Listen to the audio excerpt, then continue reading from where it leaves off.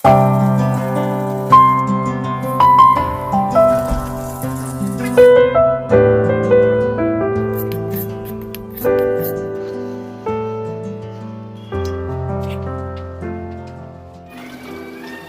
अस्सलाम वालेकुम, मैं हूं महनूर और आप लोगों का हमारे इस नए ब्लॉग में बहुत बहुत स्वागत है। आई होप आप लोग सब लोग बहुत अच्छे होंगे और आपकी दुआओं से अल्हम्दुलिल्लाह मैं भी बिल्कुल ठीक हूं। तो मेरे सबसे अच्छे और प्यारे दोस्तों, मानव जीवन से लेकर मृत्यु तक कई विचार अपने जीवन में लाता है, कई कार्य करता है तथा अपनी सोच को बदलकर उसी कार्य को कई तरीके से करता है। बदलाव हमारी विशेषता है। एक व्यक्ति अपने चरित्र में बदलाव कर सभी का नज़रिया बदलता है। उसका बदलाव किसी न किसी प्रेरणा से ही मिलता है। एक व्यक्ति अच्छे व्यक्ति से प्रेरित होता है तो वो एक अच्छी जीवन के व्यक्ति की ओर बढ़ता है। वही कई बार बुरे लोग की प्रेरणा के कारण व्यक्ति जीवन में बुरा बन जाता है। इसी कारण व्यक्ति के जीवन को किसी भी स्थिति में ला सकती है। इसलिए हमें जीवन में अच्छे प्रेरणा प्राप्त करनी चाहिए, जो हमें माता पिता, शिक्षक, भाई बहन तथा अपने सच्चे दोस्तों से ही मिलती है। दोस्तों, व्यक्ति अपने हर कार्य से कुछ न कुछ ज़रूर सीखता है। सबसे ज़्यादा प्रेरणा हारा हुआ व्यक्ति प्राप्त करता है। वो अपनी हार को अनुभव करता है तथा उससे सीखता है, जिसके कारण वो अपनी गलतियों को समझता है। व्यक्ति एक बार में ही सब कुछ सीख जाए यह ज़रूरी तो नहीं है। जीवन भर कुछ न कुछ सीखते ही रहने के प्रयास में जुड़े रहने चाहिए। अच्छा वातावरण और अच्छे दोस्त के जीवन को बुनियाद देते हैं। इसलिए कहा जाता है, जैसे संगत कीजिए वैसे ही फल भी आपको वैसा ही प्राप्त होता है। यदि जीवन में प्रेरणा मिले तो हमें उसकी उम्र या उसका पद नहीं देखना चाहिए। एक बच्चे से लेकर एक बुजुर्ग सभी हमें कुछ न कुछ सिखाते हैं, प्रेरित करते हैं। तो हमेशा हमें यह प्रयास करना चाहिए कि हम उन लोगों से, उन अच्छे लोगों से हम ज़िंदगी में क्या अनुभव कर रहे हैं, क्योंकि जैसी संगत होती है ना, हमें अनुभव भी वैसी ही मिलती है। हम जितने अच्छे लोगों के साथ अपने संगत बनाते हैं ना, उतने अच्छे अच्छे काम भी करते हैं। लेकिन ठीक उसी का उल्टा ये भी होता है कि अगर हमने अपनी संगत ही अच्छी नहीं रखे हैं तो हमारे साथ भी कुछ अच्छी चीज़ें नहीं हो पाती है। इसका दोष हम खुद को नहीं देते हैं। हमें ऐसा लगता है कि उन लोगों के वजह से चीज़ें अच्छी हो सकती है, क्योंकि ऐसे लोग हमारे जीवन में हैं। प्रेरणा सफल होने तक नहीं, बल्कि हमें सफल होने के बाद भी उससे बड़े बनने के लिए उत्साह करती है। प्रेरणा हमेशा नई आशाओं तथा इच्छाओं के साथ आती है तथा हमें जीवन में और आगे कुछ करने के लिए प्रेरित भी करती है। प्रेरणा का सीधा मतलब समझे, इसका अर्थ ही यही होता है, एहसास करना, चीज़ों को समझना, उसके अंदर की अंतर भावनाओं को समझना। प्रेरणा उस प्रथम गुरु यानी माता पिता से ही हमें मिल पाती है और हमारे जीवन में कुछ अच्छे शिक्षक भी हमें बहुत सारी प्रेरणा देते हैं। तो हमारे सबसे अच्छे और प्यारे साथियों, इससे भी हमें यही पता चलता है कि प्रेरणा से व्यक्ति की आंखें खुल जाती है। उसे अनुभव हो जाता है कि मैं क्या कर रही हूँ अपने जीवन में और क्या मुझे ये करना चाहिए, क्या अच्छा है क्या गलत है, इसकी सीख मिल जाती है। अच्छी प्रेरणा व्यक्ति को अपने जीवन में कुछ बनने के लिए सहायता करती है। प्रेरणा हमारे लिए ऊर्जा का एक महत्वपूर्ण साधन है, जो हमारे मन को उज्जवल करता है, मन को प्रेरित करता है। कुछ प्रेरणाएं ऐसी भी होती हैं जो खुद के द्वारा प्राप्त नहीं की जा सकती, पर कुछ प्रेरणाएं हमें खुद से ही मिल जाती है। माता पिता, शिक्षक हमें हर समय कुछ नया करने के लिए उत्साहित करते हैं तथा बड़ा बनने के लिए प्रेरित करते हैं, और हमारी आज की स्थिति का हमें अनुभव भी वही लोग कराते हैं। किसी को जीवन में कुछ करना है तो वह खुद की स्थिति को पहचान कर ही कर सकता है।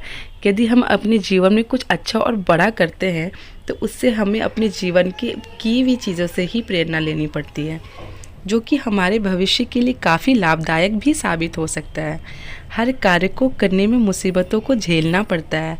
आज के ज़माने में ऐसा कोई कार्य नहीं जिसमें मुश्किलें नहीं होती। एक बार असफल हो जाने से किसी की प्रेरणा को गलत साबित नहीं करना चाहिए।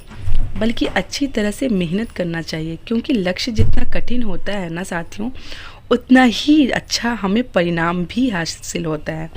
जीत उतनी ही शानदार होती है। किसी भी कार्य को बीच में छोड़ देना कार्य तथा बीच में छोड़ दिया गया कार्य कुछ भी काम का नहीं होता।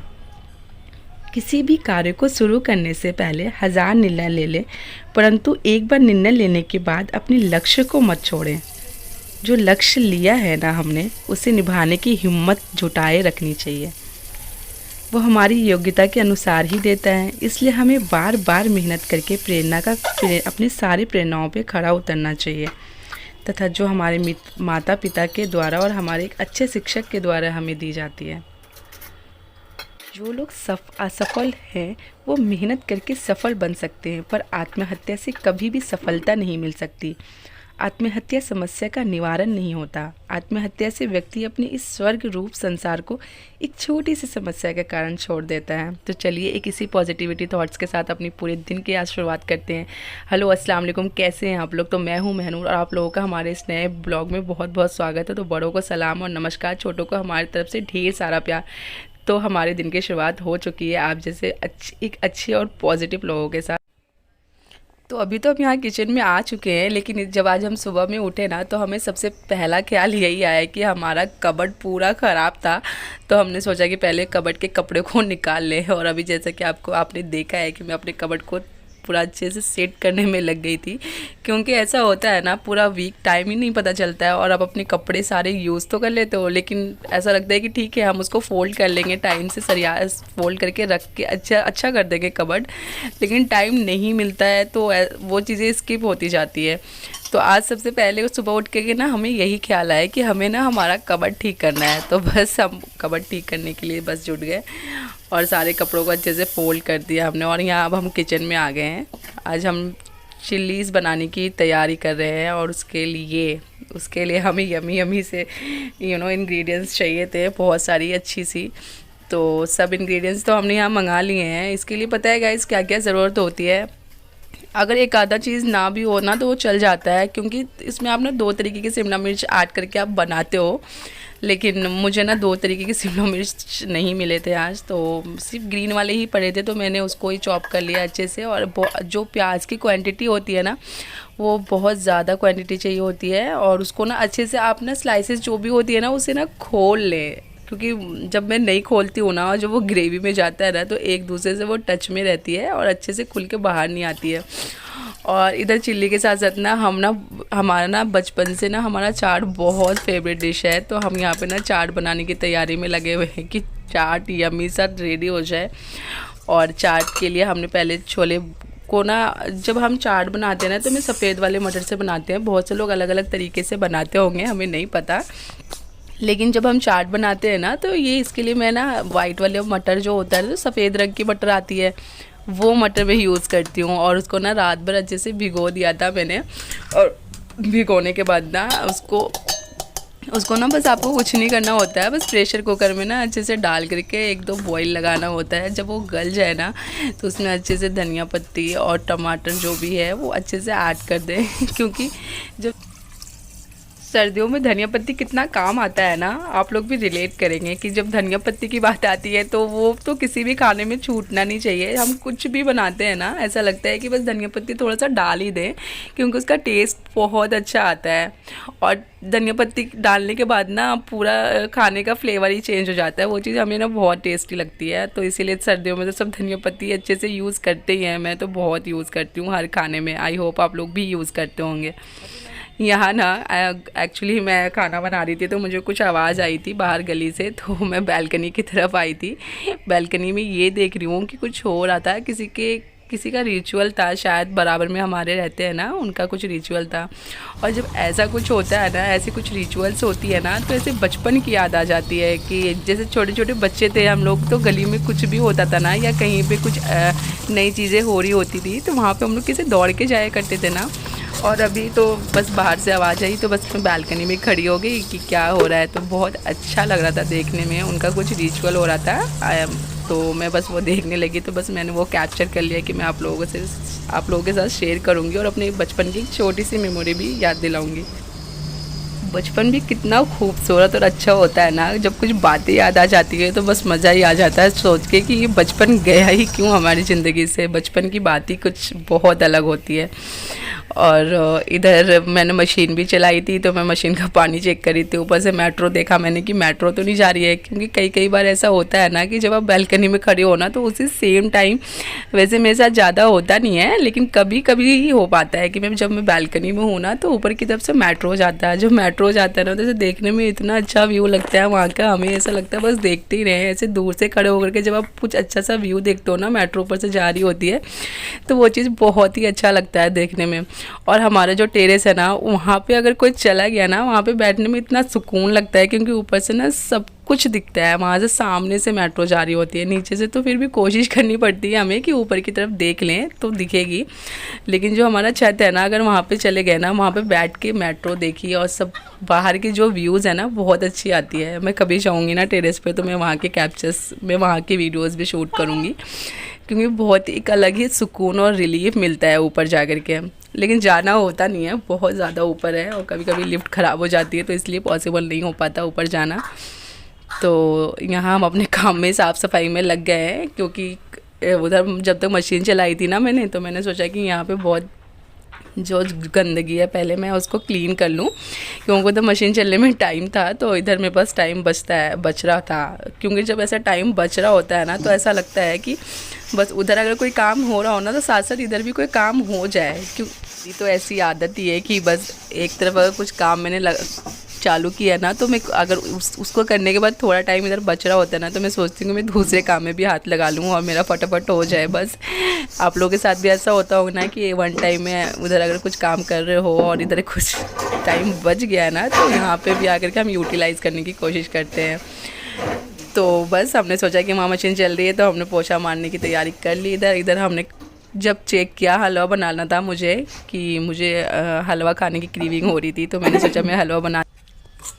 और जब हमने देखा ना कि कढ़ाई धुली हुई ही नहीं है और हम हलवा बनाने चले हैं और वो गंदी थी, उसमें तेल था, तो मुझे लगा कि जब हलवा बनाना है और ये तेल वाली कढ़ाई है ना, तो मुझे इसे अच्छे से बिल्कुल क्लीन करना पड़ेगा। तो मैंने इसमें गर्म पानी करके इसे पहले तो एक बॉयल अच्छे से लगाई गर्म पानी डाल के, और फिर ना उसे मैं वहाँ पे मल रही थी ताकि मैं अच्छे से मलूँ। क्योंकि जब हम ऐसी कुछ मीठी चीज़ बनाते हैं ना ऐसी कढ़ाई में, तो वो अच्छे से वॉश करनी पड़ती है, क्योंकि जब हम अच्छे से वॉश नहीं करेंगे ना तो उसके फ्लेवर में ना थोड़ी सी चेंजिंग आ जाएगी। ऐसा लगेगा कि हाँ कुछ की थी ये चीज़ और उसमें बना दी गई है, तो अच्छा फ्लेवर नहीं आता है। तो मैंने अच्छे से वॉश की पहले इसको, और फिर हमने यहाँ बनाने की तैयारी कर दी है। वैसे मैंने बनाई नहीं है इससे पहले, लेकिन मैंने अम्मी से पूछा था कि कैसे बनता है। जब आपको लगता है ना कि हमें ये चीज़ बनानी नहीं आती है, और जब आप अपने किसी बड़ों से पूछते हो, जैसे अब मैंने अम्मी से पूछा कि अम्मी ये बनेगा कैसे, मुझे खाने का तो मन कर रहा है, तो उन्होंने बोला कि ठीक है अगर तुम बनाना चाहती हो। तो उन्होंने अपने तरीके बता दिए, फिर भी मुझे डर लग रहा था कि पता नहीं ये परफेक्ट बनेगा भी या नहीं बनेगा। परफेक्ट बनेगा, लेकिन फाइनली जब हमने उनको बना के खिलाया ना, तो उनको ऐसा लगा कि हाँ जो हमने बताया था उसी हिसाब का बना है। लेकिन उन्होंने खा करके यही बोला है कि हाँ ठीक बना है। इधर जो हमने चाट बनाई थी ना, तो मेरा छोटा वाला भाई आया था, मैंने उसको पूछा कि तुम चाट खाओगे जो मैंने बनाया है, तो वैसे उसका ना फेवरेट है। वैसे चाट ना मेरे घर में सभी का फेवरेट है, बचपन से जो खाने वाली चीज़ें हैं ना, वो वन ऑफ द कि यस मुझे चाट तो पसंद है, और वो अगर मुझे 2 बार भी मिल जाए ना तो मैं उसको खाने वाली हूँ। भी लोगों को पसंद है, हमारे घर में जितने भी लोग हैं ना, अगर चाट का नाम सुनते हैं ना तो बहुत एक्साइटेड हो जाते हैं कि अच्छा चाट बनाया है। सब लोग खाने के लिए बहुत हैप्पी हो जाते हैं, और मेरा तो फेवरेट है ही है चाट की। किसी ने, और अगर किसी दूसरे इंसान ने बना के खिलाया ना तो वो चीज़ और भी अच्छी हो जाती है कि यस आज अपने हाथों के अलावा किसी और के हाथों का भी खाने का मौका मिला है हमें। हमने कपड़े धोने का तो यहाँ सोच लिया है, लेकिन जब हम बाहर की तरफ देख रहे थे ना, इतना मौसम ठंडा हो रहा था, बाहर बहुत ही बारिश का मौसम हो रहा था। मुझे तो ऐसा लग रहा था ना कि बस आज बारिश होने ही वाली है। और वैसे यहाँ बारिश हुई नहीं है, लेकिन एक दिन शायद हुई थी हाँ, लेकिन आज ऐसा देख के लग रहा था ना बाहर की बारिश होने वाली है। और मैं सोच रही थी अगर मैं ऐसी बारिश होगी, यहाँ पे मैं कपड़े भी धो रही हूँ, सब गीला गीला हो जाएगा, क्योंकि सर्दी में ना वैसे भी सूखने में बहुत दिक्कत होती है और कपड़े फैलाने का भी जगह कम बच जाता है, क्योंकि जल्दी सूखती नहीं है, धूप नहीं निकलता ना, इसलिए।